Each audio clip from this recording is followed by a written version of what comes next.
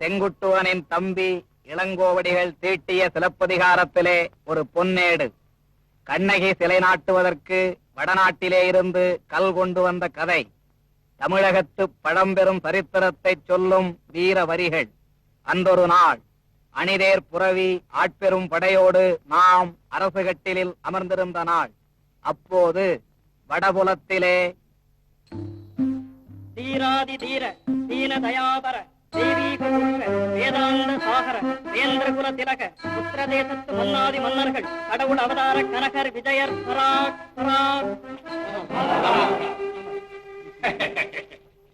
சுயவரத்து சுந்தரிக்காக காத்துக் கொண்டிருக்கிறீர்கள் போலும்.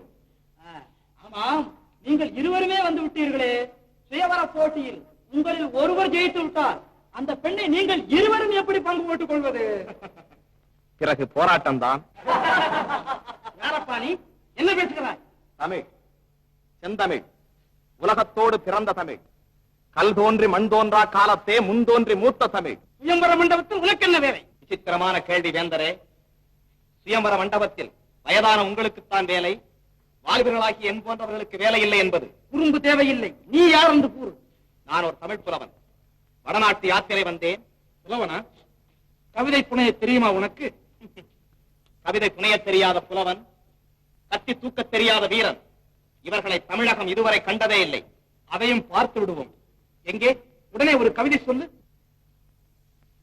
கங்கை நதி தீரத்திலே போராடினான் தமிழன், காவிரியின் ஓரத்திலே புகழ் பாடினான். பொங்கு கடல் அத்தனையும் கட்டி ஆண்டான் தமிழன், பூதலத்தில் மேலவனன் உலகம் போற்ற. நிறுத்து நிறுத்து நிறுத்தும் போல் இவனே இமயத்தின் நெற்றியிலே உமது மன்னர் புலி வில் கயல் சின்னங்களை பொறித்த போது எம்புவரும் மன்னர் ஈங்கில்லை போல். காவா நாவில் கனகனும் விசயனும் இருந்த மன்னர் தம்முடன் கூடி அரும் தமிழ் ஆற்றல் அறிந்தலராகி செப்பிய மொழிகளை சேரனுக்கு உணர்த்தினேன். சுவையான கதை என்று சொல்லுங்களத்தான். சொல்லட்டுமா?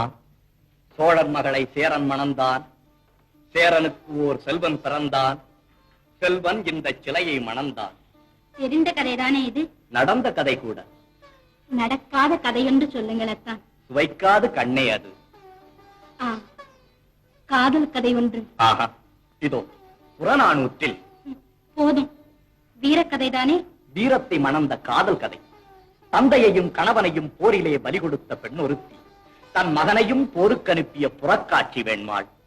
கொஞ்சம் கேளேன், நானே எழுதியிருக்கிறேன் புதிய நடையில். காவிரி தந்த தமிழகத்து புதுமணலில் களமமைத்து சேர சோழ பாண்டி மன்னர் கோபுரத்து கலசத்தில் யார் கொடிதான் பறப்பதென்று இன்று போல் போர் தொடுத்துக் கொண்டிருந்த காலம் அது. அந்நாளில் ஓர் களத்தில் தாய்நாடு காக்க தாவி பாய்ந்து செத்தார் தந்தை என்ற செய்தி கேட்டு தணல் வீழ் மெழுகானாள் தமிழகத்து கிளியோருத்தி. அனல் போலும் கண்ணுடனே அயலூர் சென்றிருந்த அவள் கணவனும் வந்துட்டான். துணல் போக்கும் விழியாலே அவள் போர்ச்செய்தி தந்திட்டாள். தந்தை களம்பட்ட செய்திக்கோ தவித்தாய் என்றான். இல்லை என்பா, முல்லை சூழ் இந்நாட்டு படையிலோர் வீரர் குறைந்திட்டால் நல்ல உடையிலோர் கிழித்தல் வந்தது போலன்றோ. இனி தடையின்றி நுழைவரே பகைவர் என எண்ணினேன், அடைபட்ட கண்ணீர் அணையுடைத்ததான் என்றாள்.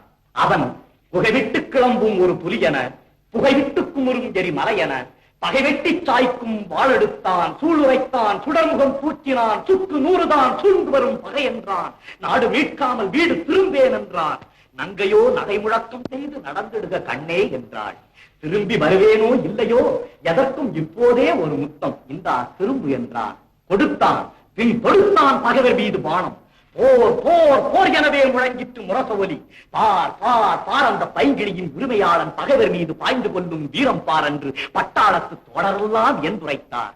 அந்த கட்டாணி முத்தாளும் கண்வழியே சிரித்திட்டாள். களத்தினிலே அத்தானுக்கு அடுக்கடுக்காய் குவிந்து வரும் வெற்றிகளை கேட்டுவிட்டு கோட்டைகள் விடுபட்டன, எதிரியின் குதிரை கால்கள் உடைபட்டன, வேடப்படை முறிபட்டது, வேல்கள் பொடிபட்டன, எம் கொத்தவன் படைகள் கொட்டும் பேரிகை கோட இடியென கேட்குது கேட்குது என குதித்திட்டாள். புதுப்பண் அமைத்திட்டாள். வீரர்கள் வந்தனர். வெற்றி உன் கணவனுக்கே என்றனர். வேந்தனின் தூதுவர் வந்தனர். வாழ்த்துக்கள் வழங்கினர். வீட்டோரத்து தோழிகள் வந்தனர். வெற்றி நீட்டோரை வாசித்து மகிழ்ந்தனர். அந்த அழகி ஆனந்த கண்ணீர் பொழிந்தார். அப்போது ஏனந்த மனிதன் வந்தானோ இளவு செய்தி சொல்வதற்கு. என்னருமை பெண்பாவாய் கண்ணல்ல கலங்காதே, களச்செய்தி கடைசி செய்தி கேளென்றான். அந்தோ மாவிலை தோரணங்கட்டி மணவிழா மேடை தன்னில் வாழ்விலே ஒன்றானோம் என்று சொன்ன கண்ணாளன் மார்பிலே வேல் தாங்கி நல்ல சாதிலே வீழ்ந்து விட்டான். ஆதிதான் போன பின்னும் உயிர் வாழும் ஆரணங்கு அச்சடித்த தமிழ் பதுமை கூவி அழுதாள். கொத்தான மலர்ந்த குடும்பம் அதை கொத்தாமல் கொத்திவிட்ட கொடுஞ்சாவை பழித்தாள், இழித்துரைத்தாள். இனி என்ன மிச்சம் என்றும் கனி எழுகி போனதென்றும் கதறி அழுதாள். பனிவெல்லும் விழிகாட்டி பனவெல்ல மொழியுரைத்து பள்ளியறை கவிபாடும் நாளெல்லாம் மண்டானோ, இனி இது தூங்காத கண்டானோ என அழுதாள். அத்தான் பிணம் கிடக்கும் கள நோக்கி தொழுதாள். சோகத்தால் வீழ்ந்துவிட்ட அவள் காதில் வெற்றி வேகத்தால் பகைவர் தட்டும் போர் முழக்கம் பட்டதுதான் தாமதம். கெட்டதுதான் கெட்டது நம் குடி முழுவதுமே பட்டொழிந்து போகட்டும் என எழுந்தாள். மட்டில்லா புகழ் கொண்ட நாட்டுக்கே என்று வீட்டுக்கோ வாழ்வேன் என்றாள். வட்டிலினால் நாழி பார்க்கும் விதங்கண்ட தமிழ்நாட்டு மாதரசி தொட்டிலே இட்டு தான் வளர்த்த தூய செல்வன் அட்டியின்றி கல்வி கற்க ஆலமரத்தடி ஆசானிடம் சென்றிருக்கும் நினைவு கொண்டாள். அங்கு சென்றாள். அம்மா என பாய்ந்தான் அழகுமிகு மழலைமொழி அன்பு தங்கம். அப்பா தாத்தா ஊர் திரும்பினாரோ என்றான். திரும்பி வந்து சாவூர் சென்று விட்டார். கரும்பே நீயும் வா என அழைத்தாள். என்ன வாங்கி வந்தார் என்றான். மானம் மானம் அழியாத மானம் என்றாள். மகனே அதை சுவைக்க நீயும் வருக என்றாள். வந்துவிட்டான் குலக்கொழுந்து குடும்ப விளக்கு எரிந்து கொண்டே கூறுகின்றாள். எதிரிகளின் படையெடுப்பால் நம் குடும்பம் தலை உதிர்த்து விட்ட மரமாக போனதடா தம்பி. கவலையில்லை, களம் சென்றார் மாண்டார். ஆனால் இந்த நிலம் உள்ளவரையில் மானம் காத்தார் என்ற பெயர் பூண்டார்.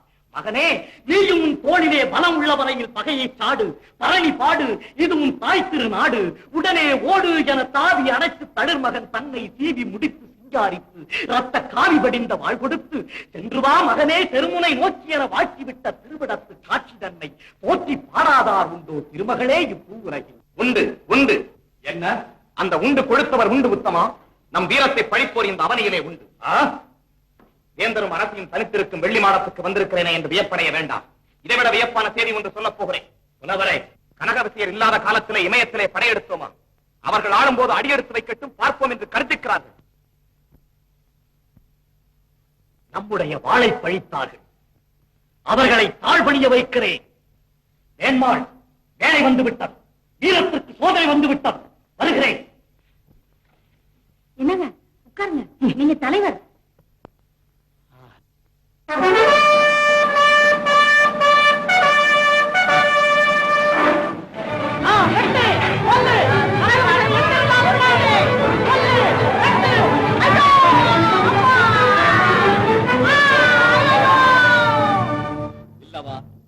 வெற்றி முழங்கும் இந்த இடத்திற்கு பெயர் என்ன?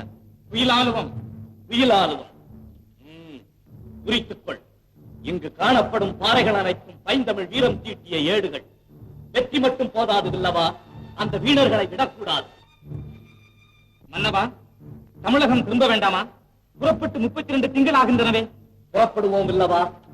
அதற்குள் கண்ணகிக்கு சிலை நாட்டை இங்கு கல்லெடுக்க வேண்டும் அல்லவா? ஆமாம், அந்த கல்லை சுமப்பதற்கு சரியான எருதுகள் கிடைத்து விட்டன.